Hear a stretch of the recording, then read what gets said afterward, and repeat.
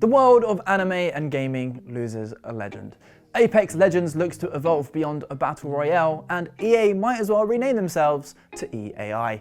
I'm Ash Dixon, and this is Jinx News. We're going to start with some very sad news today, as the creator of Dragon Ball, Akira Toriyama, has passed away aged 68. The man, who also gave us other manga like Dr. Slump, died on the 1st of March due to an acute subdural hematoma, a condition where blood collects between the skull and the surface of the brain. A funeral service has already taken place for close friends and family. News of the story broke rather fittingly on the official Dragon Ball website by his design production company, Bird Studio. And we've lost an absolute titan of anime and manga, and he no doubt leaves a lasting legacy on the gaming world too. He was a character designer on the Dragon Quest franchise, as well as one of the biggest JRPGs of all time, Chrono Trigger. Even the lesser known Blue Dragon is most notable for his designs, and he leaves an indelible mark on how so many games look today. But he has always and will always be most known for Dragon Ball, a series that spawned just under 800 TV episodes, 24 theatrical movies, and 150 games. Dragon Ball FighterZ continues to be one of the most popular FGC titles, and Sparking Zero is one of the most anticipated fighting games of the upcoming year, which, when you think that it all started with a man with a pen and some paper almost 40 years ago, is pretty insane. Tributes have begun pouring in, with Naruto creator Masashi Kishimoto echoing how Toriyama's son's fans across the world are feeling right now. He said, "I feel a tremendous sense of loss, more than when Dragon Ball ended. I still don't know how to deal with this hole in my heart. I can't even read Dragon Ball, which I love. I pray that Akira Toriyama sensei may rest in peace." Other figures across manga, animation, and the video game industries have shared their feelings on Twitter, and I don't think it can be understated how big of an impact Toriyama's son's passing will have. Not only was he working on the upcoming Dragon Ball Daima series, which he was said to have been involved in more than any Dragon Ball entry in nearly 30 years, but Japan has lost the figurehead of its biggest cultural export of all time. Without him, who knows how long it would have taken anime and manga to take off in the West. But while he may no longer be with us, his legacy will live on, and we at Jinx News are very, very grateful for so many of his characters and stories that we grew up on.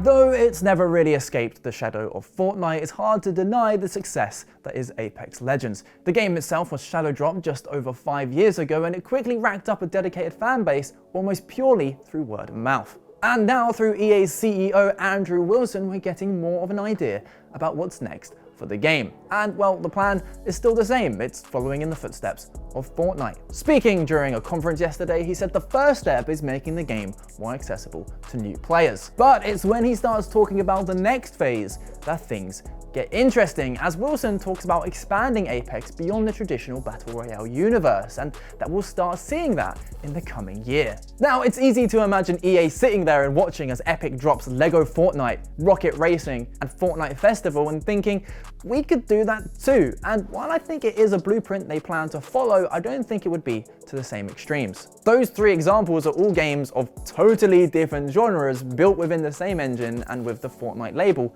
slapped on top. I don't think Apex Legends lends itself to that kind of diversity, but what it is sitting on is an incredibly satisfying and dynamic engine that is great for shooters, an engine that worked wonders for the Titanfall games. Now, we've already seen them bring in Mixtape, a playlist of more traditional shooter game modes, but from what Wilson is saying, it seems they plan to take things even further. And that's where the speculation comes in. They could be jumping on the extraction trend, or perhaps they're branching into PvE with a single player looter shooter mode. That sounds pretty fun. I'd love to know what you think too. What would you like to see come to Apex Legends? Let us know down in the comments.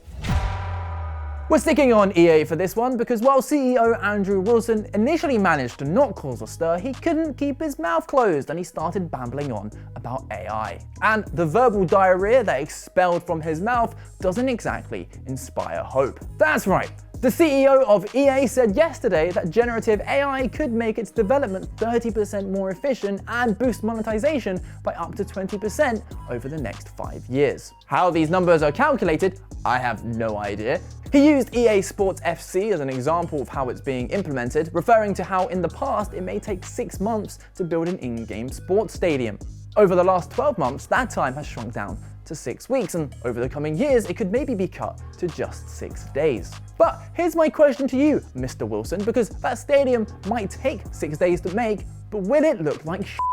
Because it's interesting, isn't it, how all of these stats are about efficiency and money.